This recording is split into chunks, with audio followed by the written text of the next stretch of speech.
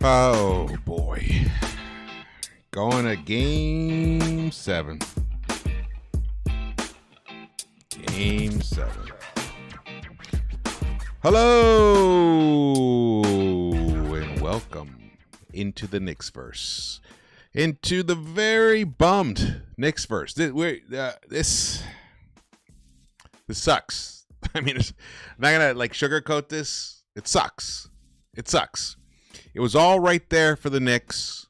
It was laid out for them. The Timberwolves won last night. So that meant that if they had taken care of business tonight, they could have extra days off and they wouldn't start the Eastern Conference Finals until Tuesday. It would be the longest rest they have had in the playoffs. Instead, they made their lives harder.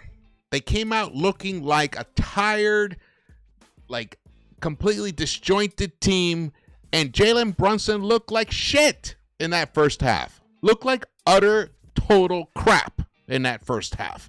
And he was forcing the issue when Dante was right there cooking. Deuce was cooking. So why the fuck was Brunson forcing the issue? Let the game come to you, bro. You obviously don't look right. Why are you forcing it? So many mistakes and then stupid turnovers. And then the worst thing that could possibly happen to an already incredibly depleted Knicks team. Josh Hart pulls up with abdominal soreness, is what they're calling it. Abdominal soreness. They didn't say what the injury was. Soreness. Come on. It's not soreness. I'm so sick of the Knicks PR and all their medical bullshit. Trying to phrase things in a certain way. It's probably an abdominal strain. The guy he had to leave the game. He looked like a shell of his former self. And without him and his energy on a team that's already missing OG, which, by the way, it fucking sucks that OG got hurt. What the fuck with a hamstring? This is one of the main issues why I never really wanted this guy on this team, honestly. I know, when he's on the team and he's playing, he's great. But guess what? He's not here right now. And now players are dropping like flies right now. It's like, come on, bro. You can't make it through a fucking layup, a fast break, without pulling a hammy. Jesus. I'm just sick of this shit. Unbelievable. Unfucking believable. Now we're here, stuck in this Game 7 situation. Luckily, it's going to be at Madison Square Garden. The players are all going to say the right shit. But guess what? They said all the right shit before. And they came out and laid a turd today.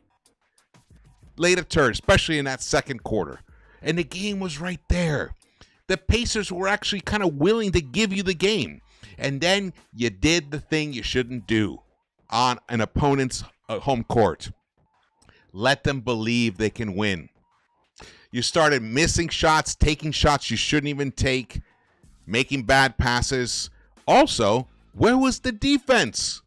Where was the, New York Knicks, the famed New York Knicks defense? Nowhere to be found. Nowhere to be found. I'm so fucking pissed off, honestly. This is just not the way you come out and make a game of it. The score isn't even indicative of it. This game was over. This game was over before the fourth quarter even started. Even had a quick little threw together a watch party. Nice turnout. Everybody was hyped for a while.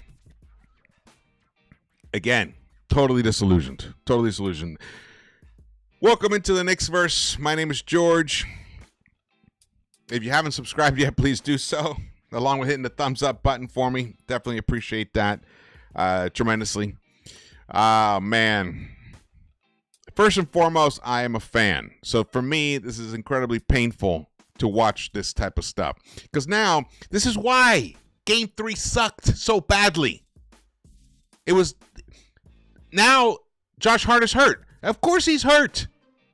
The dude has played more minutes and ran more miles, more distance, covered more distance than any other player in the playoffs.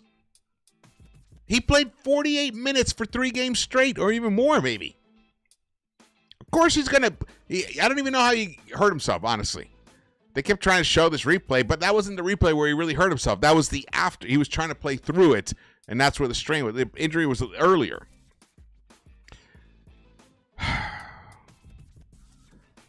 I feel bad for all of the younger Knicks fans that they haven't been able to, like, experience a team that can really take care of their shit when they need to.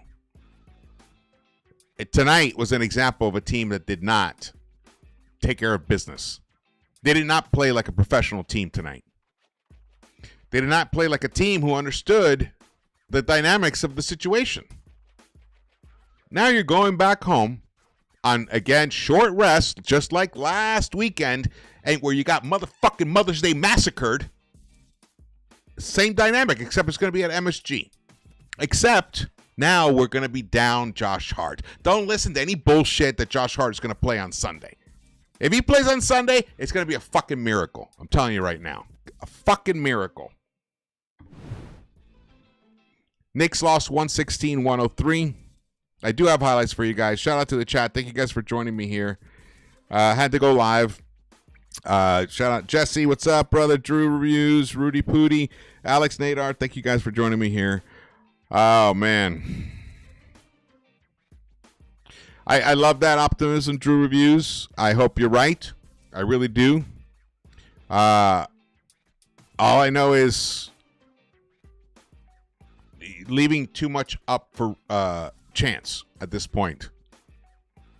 I mean, that Game 3 situation is going to haunt us until we win this series. Ian Begley tweeted this out. Quote of Dante DiVincenzo. This is what you live for. This is why you sign with the Knicks. The Garden. Game 7. Well, good. And guess what? Dante DiVincenzo came to play tonight. But somehow the Knicks forgot about him in the second half. The motherfucker had 15 points in the first half. He didn't put up a shot at all in the third quarter. He didn't get a shot in the third quarter. Finished with 17 points. Had 15 by the half. Finished with 17 points. Meanwhile, Brunson's out there trying to do his shit. He obviously didn't have it. Missing free throws. Come on. Come on. What are you missing your free throws for? Ridiculous, man. Ridiculous.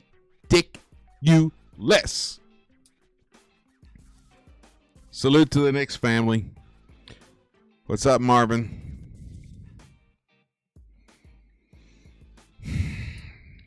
Evan Sittery tweeted this out. The typical timetable, even for low-grade abdominal injuries in recent NBA history, suggests a 1 to 2 week absence. With less than 48-hour turnaround, Josh Hart's status for the Knicks in Game 7 is likely seriously in doubt. And I'm telling you right now, he will not play on Sunday. If he does, he will be playing. We'll be seeing what we saw in the last 3 quarters of the game. That's what we'll be seeing. So it's not like he's going to help us. He'll be a body. He hit a 3 after he got hurt, which was awesome, but then couldn't do much else afterwards. Totally crippled our ability to play our game. We all think, oh, it's all Brunson, it's all Brunson. No, it's not really Brunson. What this guy does allows Jalen to do what he does. Without him, we don't have anybody else who can even come close to replacing him. Alec Burks? No. Who? Deuce? I mean, but Deuce is already replacing somebody else. He's replacing Emmanuel quickly. And then, where's RJ? We traded both of them away to get OG, who's not here. I know you're all going to be, oh, but OG's great. Look at our win-loss thing when OG's playing. Well, guess what? It doesn't fucking matter right now. Guess what?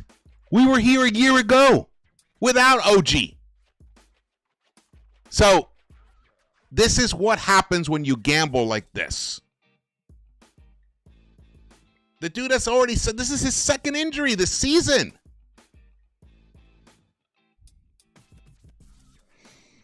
The strain that his absence has put on this franchise is so dramatic. Because now we're basically burning out our all-star, all-NBA point guard as well. I mean, Brunson looked completely like he looked like he wasn't even the same player, not even remotely, to what he was in Game 5. That's just a couple nights ago. The oddest thing is the extra night of rest didn't help us at all. It seemed to have helped and emboldened the Pacers, which I thought it was going to go the other way around. I didn't see the mental strength that this team normally shows. I didn't see that in this game. They were making mistakes, throwing the ball out of bounds. I know the turnovers may not even show it, but you guys know how he killed rallies left and right, leaving Pacers wide open, like completely wide open again, where that wasn't the case in Game 5. Why the drastic difference? Because they're cooked. That's why. They gave all they had in Game 5, and it worked. They blew them out. And then Game 6, nothing. And the game was right there. The second half began, and it was once a 10-point lead for the Pacers, which it would have been 13 if it wasn't for a miracle last-second shot by Dante DiVincenzo to beat the shot clock, and he nailed it from the right corner, which was great. One of his 15 points, and again, didn't go back to him in the third quarter. Just totally forgot about who Dante DiVincenzo is. The guy who's made the third most three-pointers in the NBA all this season. Let's just ignore this guy. Let's just keep giving the ball to Brunson. Let him dribble the ball to there's nothing left in that ball, and there's nothing left on the shot clock, and I don't know how many shot clock turnovers we had, but at least 3 is what I saw.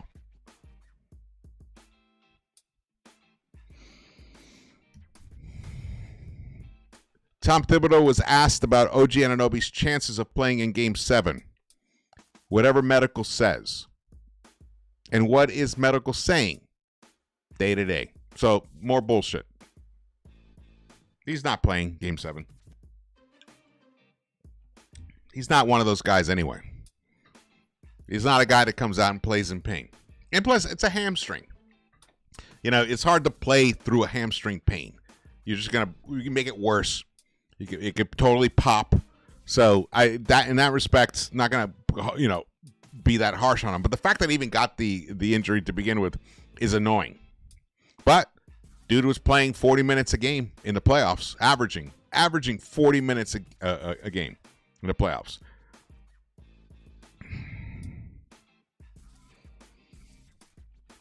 Okay, we got the stats here. I got highlights. Let's just go to the highlights and we'll talk. I appreciate you guys joining me here. Sometimes I usually do these recorded, but in the playoffs I like to do them live.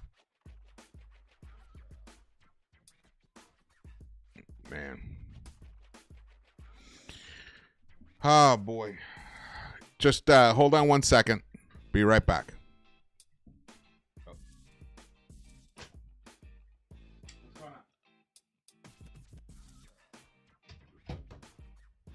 Heard some stuff off to the side. Sorry about that. Oh, man. Let's just check Twitter here if anything new has popped up here about Josh Hart's injury.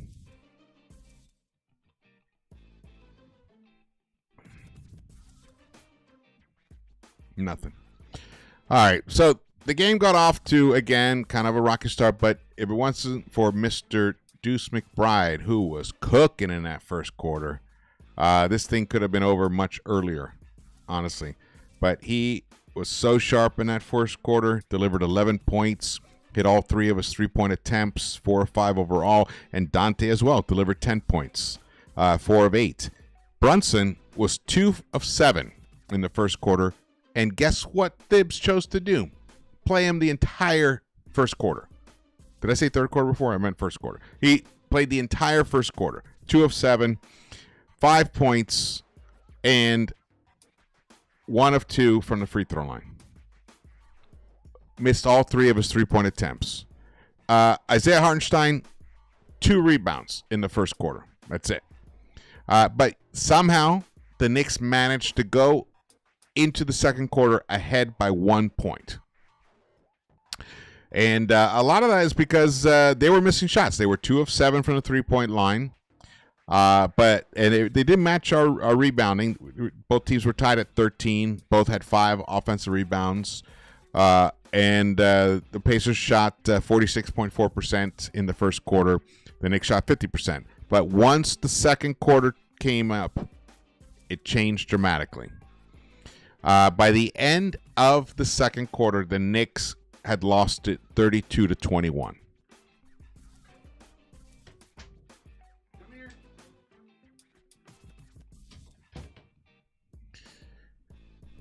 Pascal Siakam hurt us. I mean, it was a well-balanced, painful points distribution by the Pacers in that second quarter. Siakam with 8, Turner with 9, Halliburton with 5, Nesmith with 6. Right there. Look at that. We had Dante with 5. Josh Hart had 5. Isaiah finally got on the scoreboard there. Got 4 points. Deuce had 4. But Jalen Brunson played 7 minutes in the second quarter. 0 for 6. And 0 for 2 from the free throw line. He got to go to the free throw line. He missed both free throws. I mean, it's like beyond comical. The Knicks were 5 of 9 from the free throw line in the second quarter. The first half, the Knicks shot 42.2% compared to the Pacers' 56.5%. The only thing that kind of held us together, kept us somewhat around, because we were down 10 at the end of the first half. But here you see, we came out, we cut the lead down. Actually, then we just gave up some points here. And then, boom, another three-pointer there. And then, boom, it was up to 11. We had cut the lead down to 5 or 4, I believe. We cut it down to 5. And then gave up 2, 6, and then that. Look at the second chance points, the offensive rebounding. And now it's 11 again. And you still kind of thought, you know what? The Knicks, they never give up. Maybe they can do something. Here's Brunson trying to make something happen here. Finds Deuce on the right, buries the 3. But again, see how the score was? It's starting. We're bleeding. We're bleeding right here. Now it's a 13-point game. It was once 5, then it got up to 9, then it got up to 10. Now it's 5, and then now it's 15. Step back, boom, buries it. Now what's it now? Now it's 17-point lead. And without Josh Hart, here he is running around. He was holding his left side. There's abdomen. He's just cannot be the player that we need him to be. He is Mr. Helter Skelter, Mr. Everything out on the court, the hustle guy. When he can't go at his even like at 90% of himself, he's really he compromises the offense. He compromises the defense, compromises the team. And it's sad because he's a special player in terms of his ability to put everything out on the court. And when he's hurt, you just can't do that. And the dude has played the most amount of minutes as anybody. So, what can you say about that? What can you say truly about that?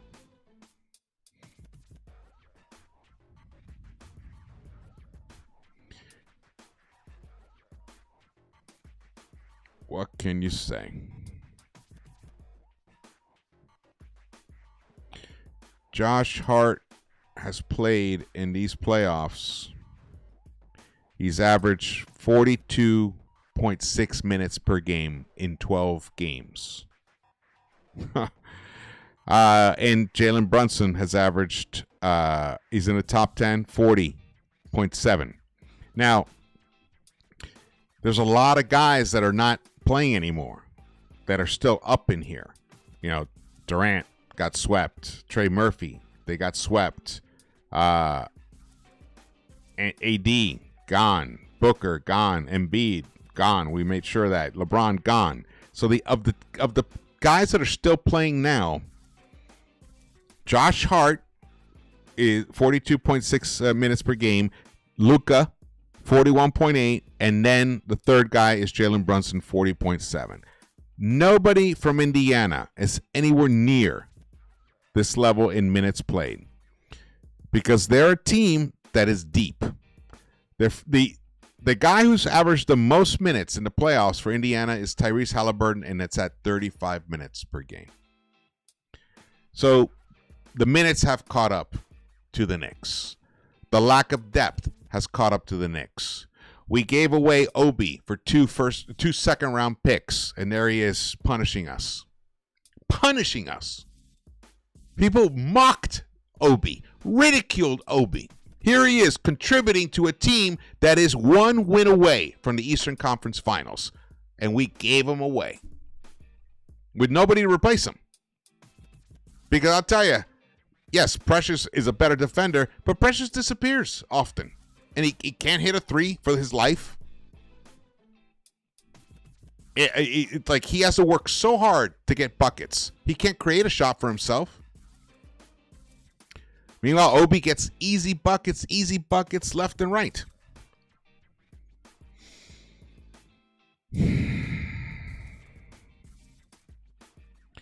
Obi in this series against us is averaging 11 points per game. Shooting 46, almost 47% from the three-point line against us.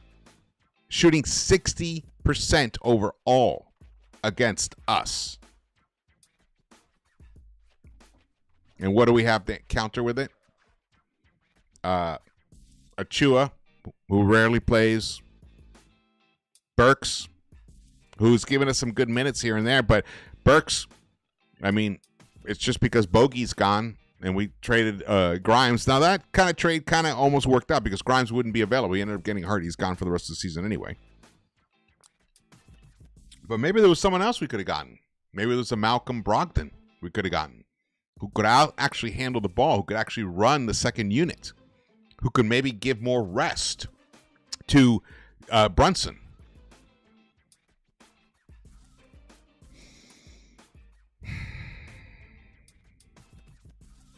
Indiana Pacers have not lost in the playoffs at home.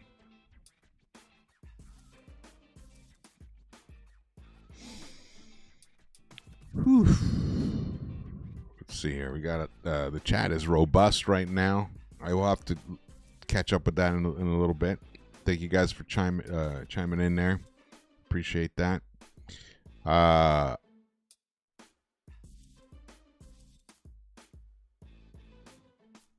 No, I'm not saying Brunson's a bad point guard. I'm not saying that at all. He's just working on a bad ankle, and that is a reality. He must have gotten some treatment and maybe even got a shot before Game 5, but you can't take a shot before every game in basketball. They come too quick. It's not like football. You play one game a week. You get juiced up. You can't get too many cortisone shots or whatever shots they're giving him. So they wear off. He just didn't look like the same guy.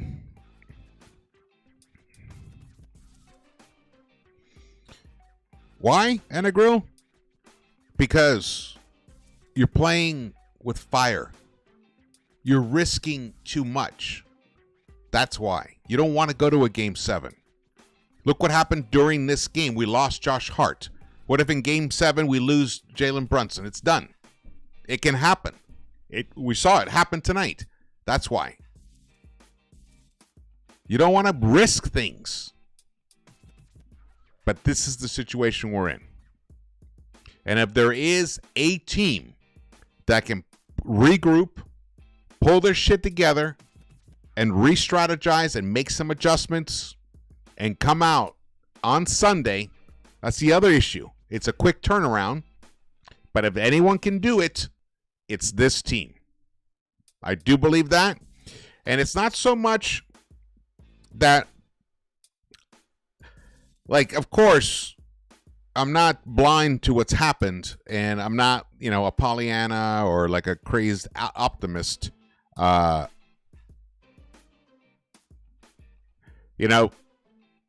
Indiana can come out with the same intensity on Sunday, and that means we'll have to match it.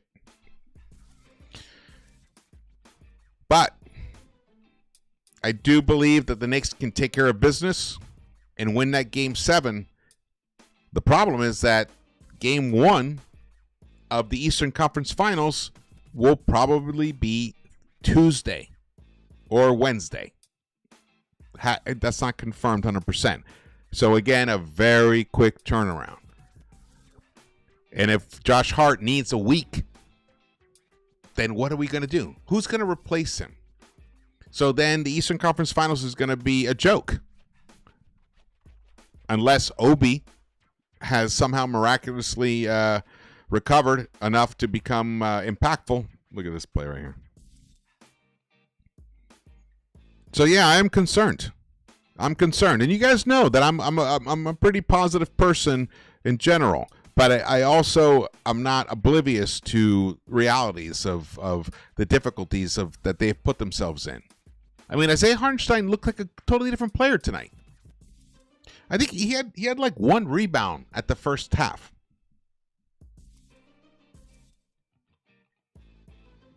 No, he had 4 rebounds at the end of the first half. He had 1 rebound in the first quarter. Yeah. So, for the game, he finished with 7 rebounds. This is a guy who had 17 rebounds in Game 5. 12 of them offensive. He only had 3 offensive rebounds tonight. Wow. That is a shocker. You can see Isaiah Hartenstein played 33 minutes, 7 rebounds. He did get 6 assists, only 4 points for him. Brunson did recover from a very poor first half where he only had 5 points and he shot 2 of 13. 2 of 13 in the first half. But he did recover, and in the second half, he shot 9 of 13. Almost 70%. 3 of 5 from the three-point line. He hit all 5 of his free throws. Delivered 26 points. But by then, the team was just so far behind. And without Josh Hart out there to give you what he can give you, there wasn't anywhere else to turn. Because also, you know, Thibs has chosen not to cultivate somebody else in case this situation happens. Like Shake Milton hasn't gotten any significant minutes. And I don't even know who else to turn to. Daquan Jeffries, we can't depend on him. Mamadi Diakite, we can't depend on him. So the only other guy would have been Shake Milton and, Jericho Sims, just to give you some minutes and some size. He has gotten some burn, but he's not a guy you turn to for points. So it would have been Shake, So maybe we're going to see Shake in Game 7. Maybe that's what we're going to see. But in that second half, the Knicks were out rebounded 22-14. They were out rebounded by 8. Wow. And check out the assist numbers. In the second half, the Indiana Pacers had 17 assists. We had 9. So they almost doubled us up in assists in the second half. Now, like someone said, yes, the Pacers are a really good home team, and they haven't lost at home in the playoffs. But they haven't beaten us at MSG. So this one could be one of those weird series where the home team wins every game, and then the Knicks just move on. I just wanted them to move on with a little more, to give them with some real hope that we could probably do something in the next round. At this point, if we've lost Hart, Buzzer Beater is asking, what is the latest on Hart? The latest is, that's all they're saying, is abdominal soreness. But in case you missed it, Evan Siddery tweeted this out. The typical timetable, even for low-grade abdominal injuries in recent NBA history, suggests a 1 to 2 week absence. With a less than 48-hour turnaround, Josh Hart's status for the Knicks in Game 7 is likely seriously in doubt.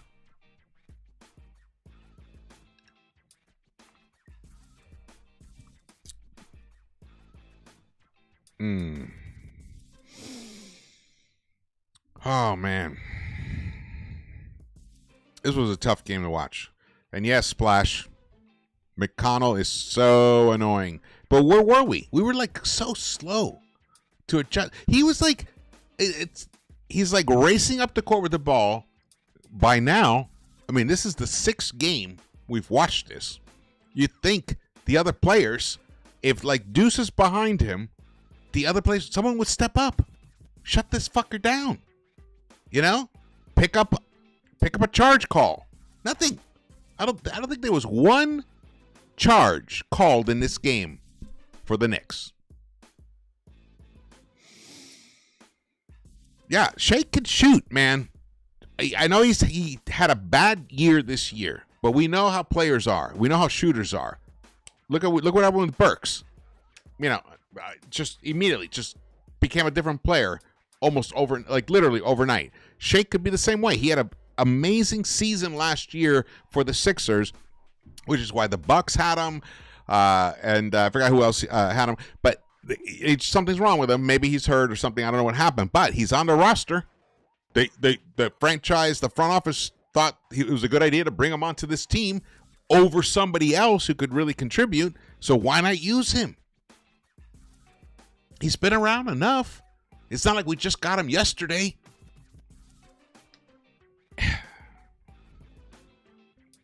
My frustration level is very high right now because the Knicks have put themselves in a situation where they are dangerously close to losing this series. They are. Because at the end of the day, the Pacers only have to win 1 out of 4 games at MSG. They've lost 3 this series. I'm sure they're feeling good that they can make it happen. And the other thing I don't like about it is the turnaround situation. The Knicks have to fly back home tonight. Now, the Pacers have to fly as well, but they're a younger team. They have like 5 guys that are under 24 years old, 25 years old. We got old fast because we traded away all our youth for guys that don't even play now. Bogey's gone. OG's gone.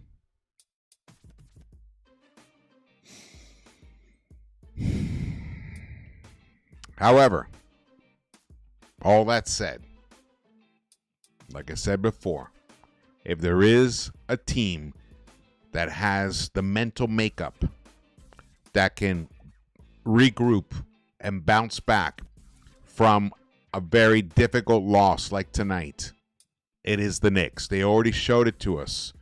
They were just completely massacred in Game 4, and they came back and then returned the favor of massacring the Pacers in Game 5.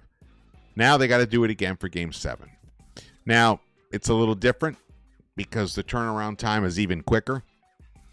In the previous situation, they were able to gain an additional 4 hours, and that matters a lot to professional athletes that are playing at this intensity, this level of intensity. So they're going to just have to figure it out, man. They're just going to have to figure it out. And I believe they can, but Jalen Brunson has to be the guy who he was in the second half. He has to be that guy for the entire game. He has to deliver 40-plus points, especially with Josh Hart possibly not playing. And even if he does play, he's going to be limited, no doubt. They'll probably tape that abdomen. They'll probably give him some injections. They'll do some treatments and all that stuff to get him ready as much. And if there's anyone who will do everything they can to play on Sunday, it's that dude there. I believe that. He's a warrior. He's just relentless. He's just a phenomenal NBA player. I just really hope that he gets the chance to get out there on the court on Sunday and show what he can do and help be a part of delivering a tremendous, tremendous win for the Knicks and this franchise on Sunday. It's going to come down to May 19th. It's going to start at 3:30 in the afternoon, early start. And the Knicks, they can't fall behind in the first quarter. That was one thing I was really excited the way this game began. We had the lead in that first quarter, but we only finished up by one because at one time we had a nice little lead, and then we allowed the Pacers a little lead. We had like a 5-point lead there, and it looked like maybe we can start extending that lead. But then we allowed McConnell driving the finger roll layup, boom. Siakam with a putback, and then Jackson cuts in there, and then Obi Toppin hits a three, and now the 5-point lead disappears, and it's tied 29 all with 35 seconds left. Brunson gets fouled, goes to the free throw line, misses his first free throw, hits the second one, and then we finish the quarter 30-29. But the Pacers felt good about that the way the first quarter ended. And they came out in that second quarter, and they put it to us, and they finished up by 10. And they could have been up by 13, honestly, if it weren't for that Dante corner three-pointer that he hit with 2 seconds left in the half. Now, the Knicks did manage to actually get the lead in that third quarter. They came out and they battled here, and they battled. They got the lead. They got it down to 61-56, and then Nembhard hits a three-pointer. So then it's 64-56, and then Brunson, terrible pass to Josh Hart, out of bounds. They get the ball back. Halliburton misses a 16-foot turnaround fadeaway shot, but then Turner gets the rebound, offensive rebound, and then Halliburton puts up a three-pointer. He makes it. So now the score is 67-56. But the Knicks didn't go away. They battled, got it to fifth. They got it down to, let's see here. We got the lead back at one point. Oh, no, by that point it was gone. At that point the game was over.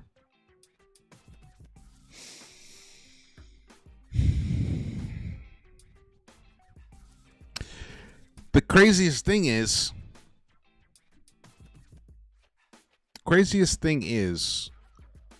Dante DiVincenzo in the first half was killing it. He was shooting 60% overall, 50% from the three-point line, had given us 15 points. And then in the third quarter, he plays the entire 12 minutes of the third quarter. You guys tell me how many shots he took. How many shots you guys think he took in that third quarter? There's a guy who had 15 points by the half. That's right, Jesse. 0. Come on, guys. They got to be smarter. They have to be smarter. Feed the hot hand. Same with Deuce. Honestly, I mean Deuce. Deuce, he came out in that third quarter. He only played about 8 minutes in the third quarter. It was 2 of 4. Gave us 5 points. But Brunson was cooking. But Josh Hart 0 for 3. But the Knicks could only put up 17 shot attempts compared to the Sixers' 23 shot attempts. And really, it was the rebounding battle. We let the Pacers get 5 offensive rebounds, 7 defensive. They had 12 rebounds. They out-rebounded us by 7 in the third quarter. That means they out-hustled us. They outmanned us. They didn't necessarily outshoot us. We shot technically better than them, but we just didn't get as many opportunities in that third quarter because we were not hustling. And that, I will say, is probably mostly due to the fact that Josh Hart was compromised. And Isaiah Hartenstein, in that third quarter, guess how many rebounds he had in that third quarter? Uno. This is the guy who had 17 rebounds last game. He had 1 rebound in that crucial third quarter. Man.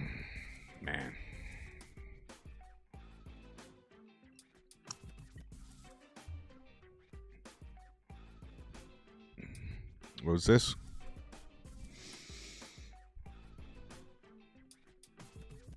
playing every other night in the first. Yeah, the schedule has been brutal for us. That I will say, the schedule has been brutal, completely unfair to us, to the Knicks, and now it's really, really hurting us.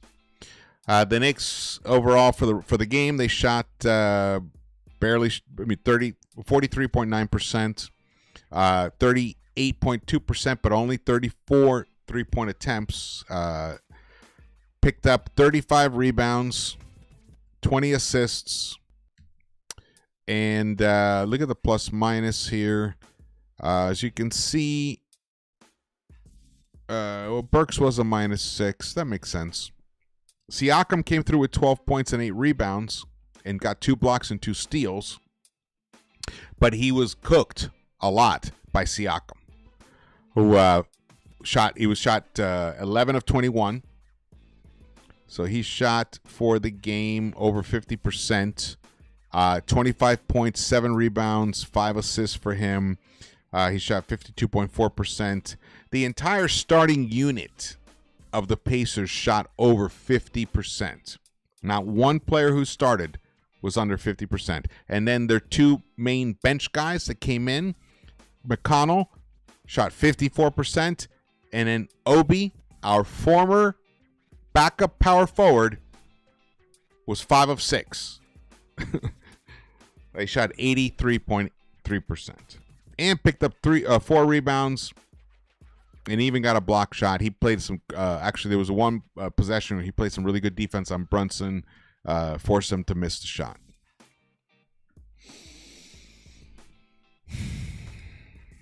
Here are the team stats. The Pacers finished the game shooting almost 54%, almost 10% better than the Knicks, and they were able to take an additional 9 shots to us. The free throws weren't really an issue in terms of percentages, but we did go to the free throw line 26 times, got 18 there. Without that, who knows? This game would be in blowout range. I mean, it is kind of blowout range. We lost by 13. But that would have been even worse. Would have been close to a massacre. The rebounding battle, as I said, we lost that by 12, minus 12 there. And basically, the team that wins the rebounding battle wins the game. So we lost that, indicative right there. Again, we were out-assisted by 15. We had 20, they had 35. The turnovers were manageable, but we gave up 12 points off of our turnovers and only got 6 off of theirs, so we were -6 in that. And that's what I mean by untimely turnovers. Points in the paint, though, was really the story. That's McConnell, that's Siakam, that's Miles Turner driving and flushing that ball down the hoop there. 62-38. That is crazy. We were a -24. 24 in points in the paint. Their largest lead was 23. Ours was 5. So what's going to happen Sunday? I want you guys to tell me what's going to happen on Sunday. You guys think we're going to show up on Sunday? I know Anna Grill thinks, which I love that. No, Doris Burke is really tough to stomach nowadays. Anything the Pacers do, she's just fucking glazing them. The Knicks, when we crush them, she barely says anything about it. Drew Reviews, we will win on Sunday. Love that. Love that. Yeah. I think we can win on Sunday. I think we can. It was just laid out there for us. We had an opportunity to take care of this game tonight and then give ourselves some extra rest for the Eastern Conference Finals. Didn't happen, so we're going to have to do it the hard way. But like I said before, and like I will continue to say about this team, they are relentless. They never quit, and there's no way we should quit on them in any way, shape, or form. Am I frustrated? Of course. We're allowed to be frustrated. We're allowed to be disappointed. But we know that this team constantly rebounds, it bounces back from bad losses. They don't have sustained losing streaks in this particular season. I think the longest losing streak we had was 4 games, and that was just once. We had 2 other 3-game losing streaks, but other than that, that's been it this season. The thing is, it's just injuries is what makes it really difficult, and that was what changes the dynamics of what can happen out on the court. We know Brunson's compromised. Now Hart has this injury. And then, luckily, Dante's fine, but Isaiah Hartenstein, some games he just disappears, and I wonder, is that the Achilles acting up? We don't know. Is that just fatigue acting up? We don't know. But at the end of the day, we're a very shallow team. We only go 7 deep. And now, without Hart, that means we're down to 6 players, really, in the rotation. So let's hope that there's some miracle happens and Josh Hart is able to recover. He wakes up feeling better tomorrow. He gets treatment and he's good to go for Sunday. They just wrap it and he's good to go. And he can be his regular self on Sunday. And then Brunson, maybe they weren't able to give him any real injection treatments or whatever for this game because they did it for game 5. I'm not saying they did. I'm just guessing. Just based upon how he bounced back in Game 5 compared to how he looked in Game 4 and how he looked today in Game 6. So let's hope he's able to get some additional treatment when he gets home tomorrow or even tonight. I'm not sure how that'll work. Well, it's too late tonight. When he gets home tomorrow, he gets some additional treatment, and then he can be, the best version of himself on Sunday. If that can happen, with the MSG crowd behind them and the intimidation that obviously the Pacers feel, especially the role players of the Pacers feel playing at MSG, all of this could end up working out and the Knicks could close this out, finish this in Game 7, and be ready to face the Boston Celtics either Tuesday or Wednesday. That's what I'm hoping for. I can see it happening, but a lot of it does hinge on whether Josh Hart will be available. The only other thing that could change those dynamics are if somehow OG Anunoby